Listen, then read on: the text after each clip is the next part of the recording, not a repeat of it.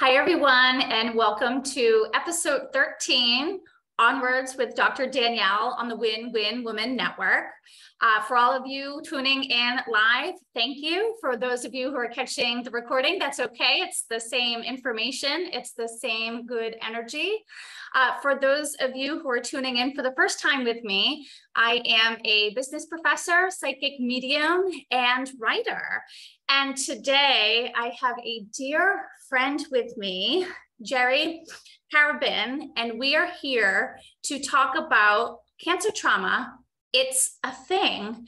I'm so excited to introduce you to Geri and to deep dive. I know Geri has so much to share with us. Geri, welcome. Before we even get into all the good stuff, I know today is a special day for you. Tell us all about it. It is. Thank you so much for having me. I'm so excited to be here. I knew I was doing this today and I woke up like giddy because I definitely wanted to talk to people. As you know, I don't have a problem speaking constantly. Yes. Do you know what I mean? So yes, thank you for that little nudge. Today is a very special day for me. And I know people are going to think this is weird. Some people may think this is weird, but today is my mother's passing anniversary from breast cancer 8 years ago. So I always kind of take a moment to honor her on this day. But I also think it's really funny because when you reached out to me and said, hey, you want to do this radio show? And I have 2 days available. And this was one of them. And I was like, no, it's totally got to be this day. It's totally got to be this day. You know, no coincidences. No coincidences. I loved the energy when I reached out. I was like, hey, I'm thinking about this and would love to connect with you. And you're like, wow. And you were so excited to be here. So we are going to talk about cancer trauma. It's a thing. Before that, let's hear a little bit about Geri. Like who are you in this world? Yeah. So I am, like you said, Geri Karabin. I am I refer to myself kind of the umbrella of an animal and human psychic medium because it's easier than saying all the other stuff. So I'm an animal communicator like Danielle. I am a medium. I offer animal communication readings and intuitive readings, coaching, however you want to say it, to clients who just need guidance moving forward. From a psychic level, energetic level, that's how I approach that. I'm also very, very, very, very much into the law of attraction. I've studied it for years and years and years. So this is something that always comes up in my readings. And I love that because, you know, Danielle, you're going to agree with me here. God, spirit, universe, whatever you call it, always gives you information in the best way that you're able to give it to someone else. So a lot of things come to me via law of attraction. You know, so I love that really encompasses a lot of my readings and my life, totally my life. So in addition to that, you know, you're supposed to say, I'm a cancer survivor. I do not like the word survivor. That's just me. I like the word warrior. Ooh, okay. Now here's the thing. It's interesting because this is a law of attraction thing as well. I was talking to a girlfriend of mine, also she's a survivor. I'm using air quotes if anybody is just listening and not doing. And we had this conversation because when she says the word warrior, she sees that as fighting against, fighting against, fighting against. And that's not a good law of attraction thing, to fight against something. But when I see the word survivor, to me, that's a little bit like, oh, thank God I was able to get through it. It seems a little less, which is not to say that it's good or bad either way. It's the reason I like to tell that quick little story is that it's what feels positive to you. Yeah. What feels positive to you. Do you know what I mean? So I do. Warrior feels a little bit more positive to me. Yeah, energy matters, especially when you're healing. For sure. Or you know, trying to figure out who you are post cancer, right? Like energy matters. Sure. I love that you mentioned law of attraction. It is one of the things that when someone says, Geri, I immediately think about. I've had beautiful readings with you and just beautiful friendship chats with you.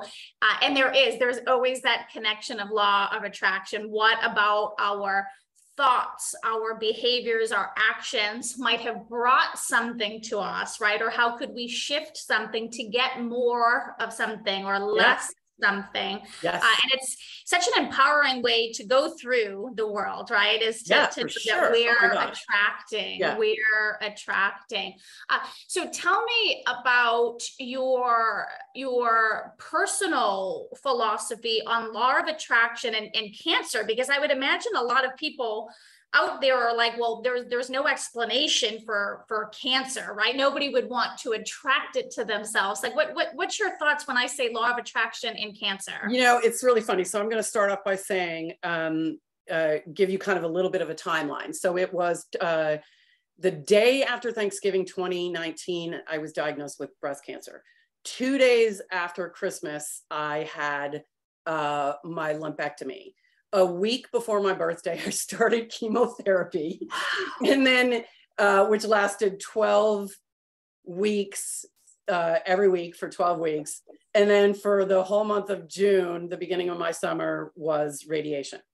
So like crap, you know what I mean? It feels personal, right? Right. I mean, so going back to the law of attraction thing, it's funny because when I was first diagnosed, now I just said before that my mom passed from breast cancer. So when you all of a sudden get that diagnosis, you're like, what? Yeah. And I went down the rabbit hole. And so I think I went down the rabbit hole even worse because I went down the rabbit hole of, oh my God, oh my God, oh my God, I'm going to die because my mom did. But then I also went down the rabbit hole of what the hell? I'm the queen of law of attraction. How the hell did I manifest this? How did I bring this to myself? How did I do this? How did I do this?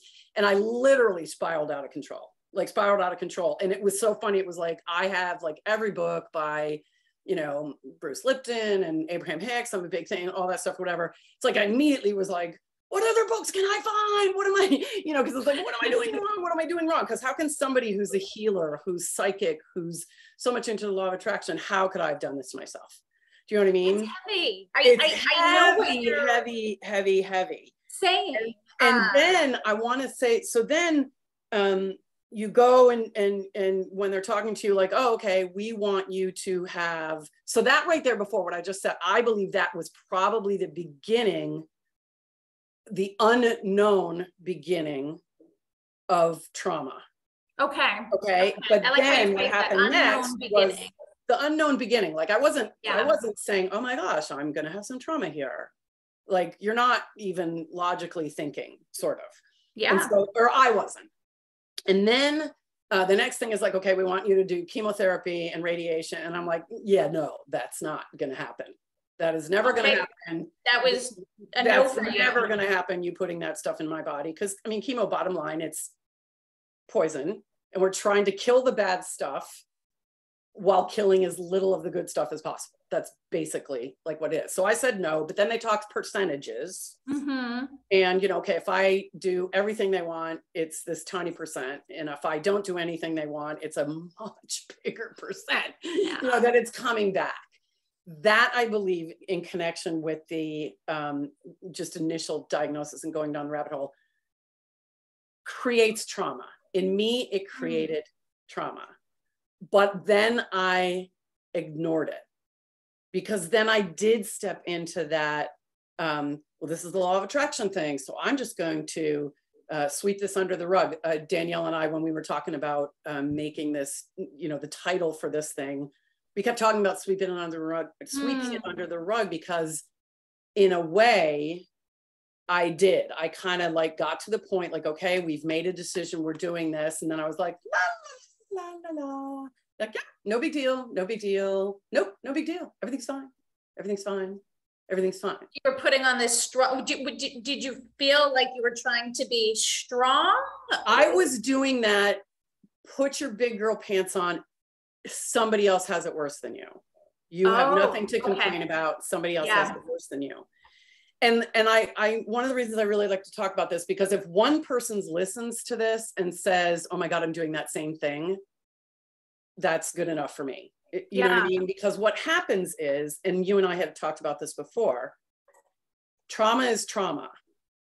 So if I'm, you know, when you go to chemo, you're sitting in the room and there's, I don't know, 10, 15 chairs and everybody's hooked up. and you've got a port in your chest, or I had a port in my chest. Most people had a port in their chest, or they're going in the arm, and everybody's getting stuff poured into them. And you start to look around and you start to say to yourself, there are some people in this room that aren't going to get out.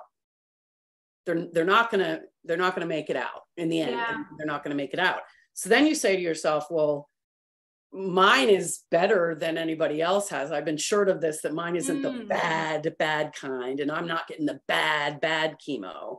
So then you start to say, you know, I have nothing to complain about. I need to shut up. Yeah. You know what I mean? And then you start to realize, I remember once in college, and I can say this because my father is never going to be listening to this, so I'm not upsetting him or anything, but I remember once in college, I was having this problem and I was just like so stressed out and I was crying, and I had called my home, and my mom said, I want you to talk to your father. And she put my father on the phone, and my dad said, suck it up, I was in Korea. Okay. Yeah. That's okay. You know what I mean? So right from a young age, and I'm not blaming my parents. My parents did the best they could with what they had. And so this is not like, you know, my parents suck or anything like that at all. But we tend to be brought up that in society. Like, put your big girl pants on. There's always somebody that has it better than you. It has it worse than you. And here's the thing, there absolutely is. But that doesn't mean that you don't still have trauma from what's going on with you. And that's why I go to that point about trauma is trauma. I have people that have come up to me, and like friends, and they're like, I'm really having a hard time. I want to have a conversation with you, but I feel so bad because what I'm going through right now is nothing compared to what you went through. And there's the word compare. There's the word compare. I think that's a good point, right? Where we can't be comparing. We can't be comparing because trauma is trauma. Yeah. So it's still affecting you. It's still affecting the way you're moving through life and the way you're squashing it down. And me, I was always like, I shouldn't talk about this because it will upset other people. I shouldn't talk about this because somebody else might have had it worse than me. I shouldn't talk about that because that's me being a baby. I shouldn't talk about that because that's law of attraction, me bringing more of it to me. So in other words, if somebody would bring, oh my God, it was good. I was fine. I blew through it. I was fine. No problem. More good came out of it than bad. Right. Which may actually be the case if you think about it. Like, a lot of good things came out of it. It changed my life. My husband and I started to like step into things more, step into life more. We bought a camper. We like, why are we waiting until we're 70 for this stuff? Yeah. Do you know what I mean? So there was a lot of good stuff. And I think it's great, especially from a law of attraction standpoint, to embrace that good stuff. But you got to poke around at the bad stuff a little bit, or acknowledge it so that you can let it go. Acknowledge what it's doing to you so you can let it go, because if you don't, now it's festering.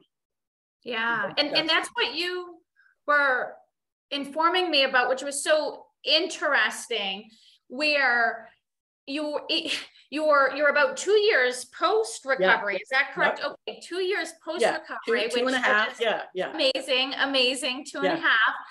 And now you're really starting to work through the trauma. It's almost like now you're seeing where you could have leaned into the dark side a little bit more, could have accepted or talked more, or asked for help. So it's years later. Many would be like, this is your time to be happy, and this is your time to just appreciate everything.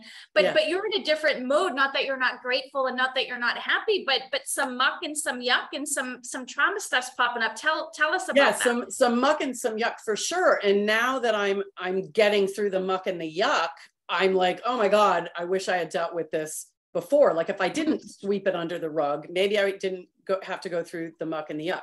What happened to me is like, okay, so when I had to get the chemo and all that stuff, huge anxiety. So, and also for me, I have to be on a cancer pill. I hate to say that, but I have to be on it for 5 years. That's part of my protocol for 5 years. I'm 2.5. And you're someone that didn't even want the pill. No, hate pills. And there's side effects with that. So I have to take another pill that addresses a few of the side effects with that. So that's more trauma because I Yeah. hate taking pills. And now I'm like, It's a daily reminder, right? It's a daily reminder. Every morning I'm taking my supplements, but in those things are 2 pills, 2 cancer pills. So every morning I'm like, yeah, these damn cancer pills. Do you know what I mean? Yeah. So I'm going to do a quick segue here, and then I'm going to go back to, no, I'm not. I'm going to keep talking about the trauma, and then I'll go back to the pill thing because I think it's really important. A good friend of mine talked about it. So if I had addressed the trauma more, I probably wouldn't have this. Like beginning of the summer, I was noticing like I was having anxiety attacks, man, like severe anxiety attacks about the stupidest things. Like they had nothing to do with anything. My husband and I would be driving we were on vacation in Savannah in like May, and he drives a big truck because we pull a camper behind us. So we're just on the truck, obviously not the camper. We're in downtown Savannah, and I'm like almost hyperventilating, thinking we're never going to be able to park this thing. We're never going to be able to park. We're never going to be able to park this thing. But the main thing that I realized is all of the anxiety that was coming up was about me doing it right. Like, oh my God, we're doing this wrong. We're doing this wrong. We're doing this wrong. We're doing this wrong. And I was like, where is this coming from? Where is this coming from? And I finally reached out to a good friend who also happens to be a therapist with like 80 letters behind her name and said, I need you to work with me. I need you to help me. Ooh, which was a huge thing because I noticed something's going on. Yeah. I am not myself. And that's when I reached out for help. And that's when she said, how do you feel about the word trauma? And I was like, oh. Like I realized, and all this anxiety was me waiting for the other shoe to drop because I never addressed the first shoe. So to speak. I know that sounds weird, but you know exactly what I'm saying. So it's living in you, and now it's coming out, right? Right. It's coming out because I never was. I'm not saying I wasn't. I know this is going to sound weird. Like I was never present, really, through all the the chemo and then this and then this, because all you're doing is like, okay, it's Thursday. Let's get through this. Let's get through this. Let's get through this. Like every Thursday chemo day. Let's get through it. Let's get through it. So you're not even present. You're not even focused on what is happening. You're like, la, la, la, la, la, la, like waiting for it to go away. You know what I mean? Yeah. So the biggest thing that I want to say to people, a couple of the biggest things. That first one, trauma is trauma. So don't apologize for, that. The biggest thing is, go through it when you're going through it. Also, one more thing, and then I'm going to go back to that medicine thing because I think it's a brilliant thing that my girlfriend told me about. So you're diagnosed and you go in and they set up a time for you to have your surgeries and blah, blah, blah. And they give you a little baggie. It's usually pink, obviously. My surgeon now, who by the way, was my mother's surgeon too. Weird. Wow. I know, I did not know that, Geri. Oh yeah. In fact, they were going to give me my mother's oncologist, but I really did not get along with my mother's oncologist. So I asked for a new one, thank God. That's a lot of energy there in and of itself, right? But I did really like my mother's surgeon. I still do, and I still have to see her. So, but they give you that, and in the thing is like, because you're gonna lose your hair and stuff like that, and they say, you'll get a coupon for somebody to teach you how to do makeup when you have no eyebrows and eyelashes. You'll get, a coupon for a special bra and like stuff like that. And that thing should be some sort of pamphlet with possibly a list of counselors or therapists. I think an oncologist or a surgeon or somebody should say, just so you know, you need to find somebody to talk to. Because it would have saved me 2 years or whatever. And that's why you're saying is to get the message out. Talk to someone in the moment. Talk to somebody in the moment. So you're living it and you're being present through it. And then there's not that coup in the gut because you've swept it under the rug and now you don't feel it. Yeah. So I want to go back to that thing that I was talking about, the medicine, because this is my girlfriend, and my girlfriend is bipolar, and we have a little mastermind group that we do, just the two of us for the past, 2.5 years. Every Friday morning, we call each other. She gets a half an hour, I get a half an hour, and we do intuitive work with each other. I'm working on this. I'm trying to get through this. Can you help me? This kind of thing. So she always struggled with having to take medication to, you know, be able to move herself through the day as, you know, having bipolar. Yeah. As being bipolar. And so we've talked a lot about that medicine and how every day I'm like, oh, I hate it, because it's like a reminder every single day that I'm putting this cancer pills in my mouth. And I've, you know, 2.5 years of this. And she brought this up and I thought it was so brilliant. So this is kind of a little bit of a departure, but I love it because it's still along the lines of the law of attraction. So here I am every single day looking at this pill and saying cancer, cancer in my head, cancer, cancer, because that's what it's for. She said, what if?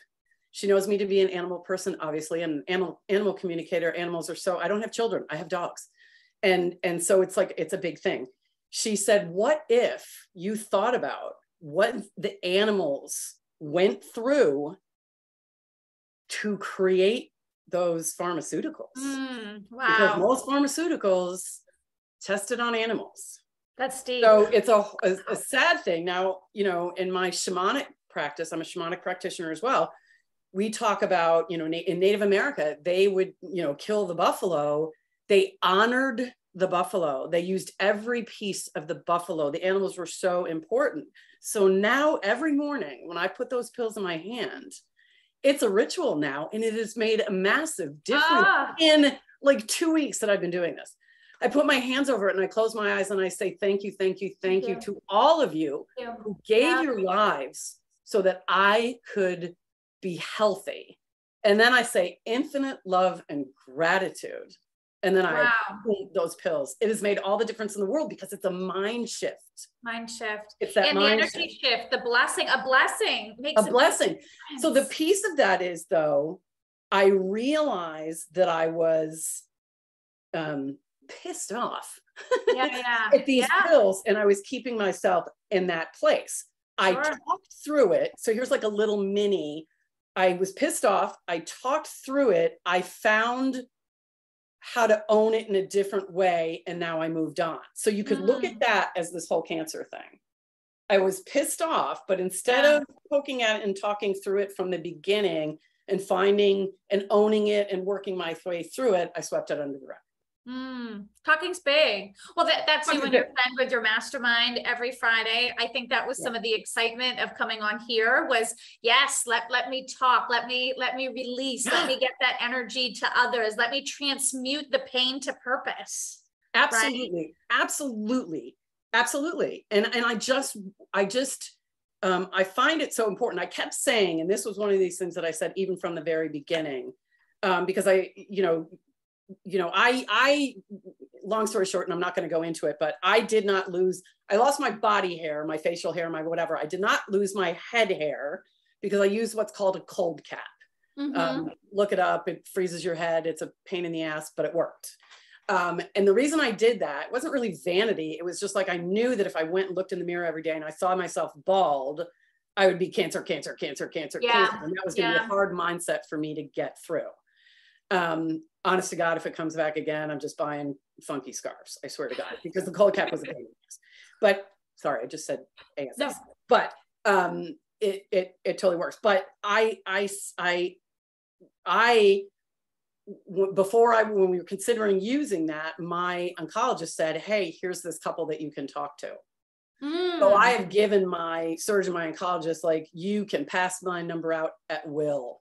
So good. Because when you do go through something like this, you do want to, how can I help somebody? How can I help somebody? Now, that doesn't mean I can tell them exactly what's going to happen to them, because there's a billion different kinds of cancers, and my experience is not going to be, but I can share my experience. Yeah. And that, I think, is a being of service, a giving back. And like I said before, if one person can, and I know that sounds cliche because everybody says, if I can change one person, blah, blah, blah. But it's true. If one person can be present and own it from the beginning and not have to 2 years later having almost debilitating anxiety attacks, then yay. Right? And it's everything you've talked about. Yeah, living in the moment, getting help when you notice. I loved how you put that. You're like, I noticed I wasn't myself, right? It sometimes it doesn't need to be anything drastic. You don't need to wait until you've hit rock bottom. You noticed, hey, this anxiety is not me. Yeah, but here's the other thing here's the other thing that you and I know, Danielle. We're energy people. Yes. We should be able to fix this ourselves. Right. We shouldn't need help. And that's there many times myself. Exactly. Right? That's the wrong way to look at it. And it's so funny because I always say to budding, psychics or whatever, or people that I'm helping along their path, I always say that you yourself have to do the work. Yeah. You have to do the work. Find somebody to talk to, find a Reiki practitioner, find a whoever, whatever resonates with you, whatever modality, but you yourself have to do the work. And here I wasn't doing the work. Yeah. Healers need healing too. Healers need healers too, right? Yes. Yeah. Yeah. So I love your honesty there. Yeah. And we kind of equate it with, well, what kind of a healer am I if I have to ask for help? Yeah. That's like that's I was looking at myself like I must not be good. Yeah, well, especially your understanding of law of attraction, you can fall into that limiting belief, right? What did I do wrong? As if wrong exists, right? Exactly. And my belief, and I'm sure it's similar to yours with law of attraction, we have the controllable future and we have the uncontrollable future. Yes. Some things are meant for us. It's destined, right? The universe wants it for us. It's a part of our soul contract. And so while we have beautiful power in this wild and very crazy thing called life, some things we'll never understand, we'll never be able to or some things we will understand after it's over. Like right now I can say, yeah, but I'm better serving my clients now. Yeah. Not all of them, but because maybe not the animals or whatever, but in a lot of cases I am better serving my clients now because of what I learned. Not just empathy, cancer. I would imagine, just deeper empathy. Yes. Yeah. And even being able to understand cancer, right? Somebody in heaven comes to you with cancer. Somebody in front of you has cancer, right? Just understanding it from so many levels. Understanding. And here's the other thing, understanding what, a spouse goes through.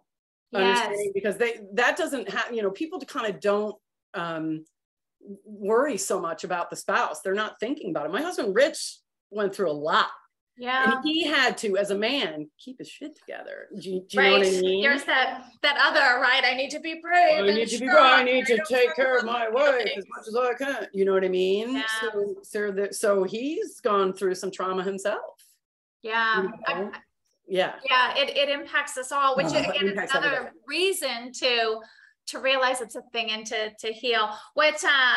Before we go, Geri, what next for you on your healing journey, on your educating journey, like any upcoming things for 2022, 2023? You know what? I'm really I've been dabbling with writing a book about this a little bit, but again, I'm just dabbling. Every now and then I pick it up and I bang out a couple chapters and then it goes away and then it comes back. But I'm being tender with myself about that. So I'm not pushing myself.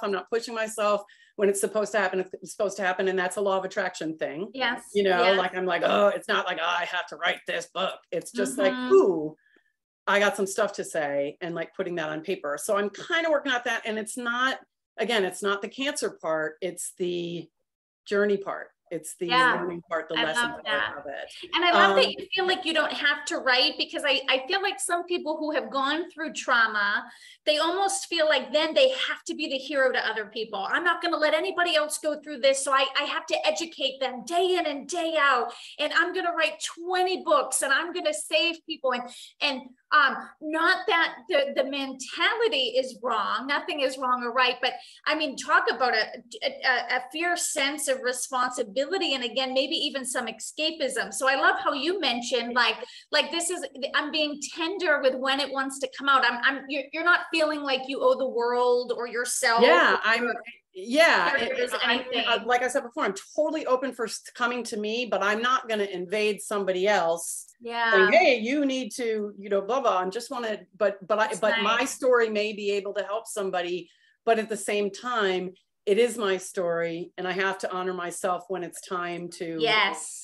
Yes. You know, so I think that was a big thing that came out of all this too, is the honoring of self. Honor yourself. Yes. Yeah. Yes.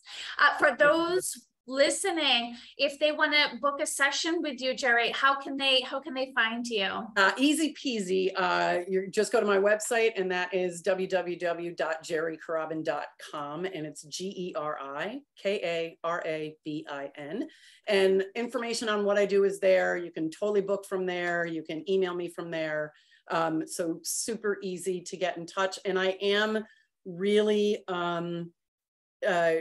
loving the just one-on-one sessions. I love the animal sessions obviously as well, but when somebody's like, hey, I need some guidance on this, because it is intuitive, but then they always guide me to tell them this about law of attraction, tell them this about law of attraction. So it's a great, I love being of service through that. And you're so good at it. Good. This was beautiful. And it's so delicious. Every time we talk, I learn something new about you. I know we love to talk. Yeah. So thank you so much for allowing me on here so I can kind of talk about this.